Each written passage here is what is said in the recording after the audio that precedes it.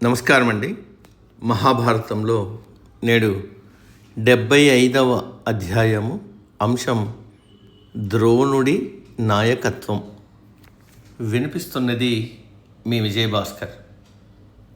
దుర్యోధనుడు, కర్ణుడు కౌరవ ముఖ్య సేనానిగా ఎవరిని చేయాలనే అంశంపై ఆలోచించారు. మన వైపున యుద్ధం చేస్తున్న వీరుల్లో ప్రతి వారు ముఖ్య సేనా నాయకులుగా ఉండదగిన వారే.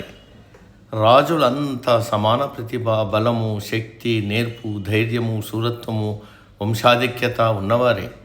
వీరందరినీ కలిపి నాయకులుగా నియమించలేం. ఎవరినైనా ఒకరినే ఎన్నుకోవాలి. కానీ మిగిలిన వారు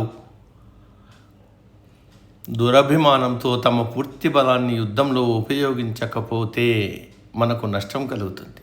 కనుక నా సలహా ఏమిటంటే, ఈ వీరులకు, రాజులకు ఆచార్యుడైన ద్రోణాచార్యుల వారిని ముఖ్య సేనానిగా నియమిస్తే బాగుంటుంది. ఆయుధాలు ధరించిన వీరులు, రాజులు అందరిలోనూ నిశ్చయంగా ద్రోణుడు గొప్పవాడు. కౌరవ సేనకు ప్రధాన నాయకత్వం వహించడానికి తగు గుణాలు ఉన్నవారిలో ఎవరూ ద్రోణుడికి సమానులు లేరు. కనుక ఆయన్నే మనం ఆ స్థానంలో ఉంచుదాం అన్నాడు కర్ణుడు దుర్యోధనుణ్ణి ఉద్దేశించి. ఇందుకు దుర్యోధనుడు అంగీకరించాడు. సముచిత నిర్ణయం అన్నాడు. దుర్యోధనుడు ద్రోణుడి వద్దకు వెళ్ళి అందరూ రాజులు, యోధుల సమక్షంలో ఆయనకు వందనం చేశాడు.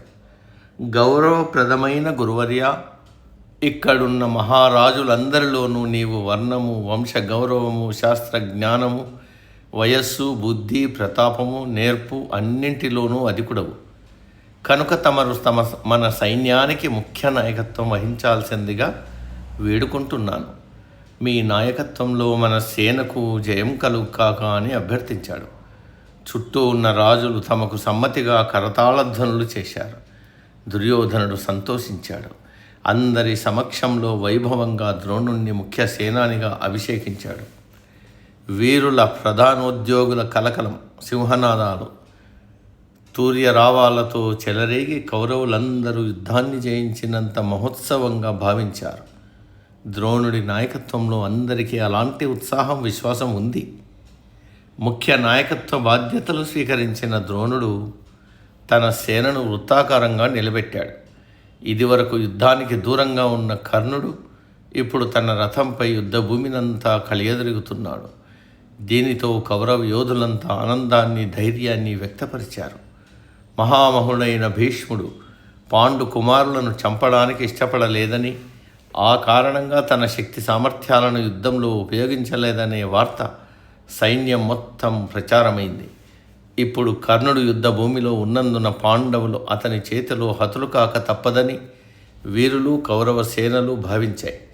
ద్రోణుడు యుద్ధంలో మొత్తం 5 రోజులు ముఖ్య సేనానిగా ఉన్నాడు. వయసులో పెద్దవాడైనా యుద్ధ భూమిలో ఎక్కడ చూసినా తానై ఒక యువ వీరుడిలా వ్యవహరిస్తున్నాడు. ద్రోణుడు ఎక్కడ ఎదిరించినా అక్కడ పాండవ సేన తుఫాను ముందటి మేఘాల్లా పరిగెత్తుతోంది.